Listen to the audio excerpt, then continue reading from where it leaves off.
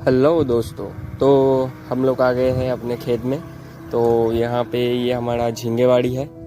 तो यहाँ पे फल अभी हुआ है, थोड़ा बड़ा बड़ा हुआ है, आप लोगों को दिखाऊंगा। ये थोड़ा छोटा है और ये दो चार यहाँ पे हुआ है,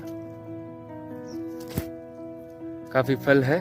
तो ये खेत आप लोगों को दिखा दिया। ये पेड़ बहुत छोटा था, मैं रील्स छोड़ा था, आप लोग देखते होंगे।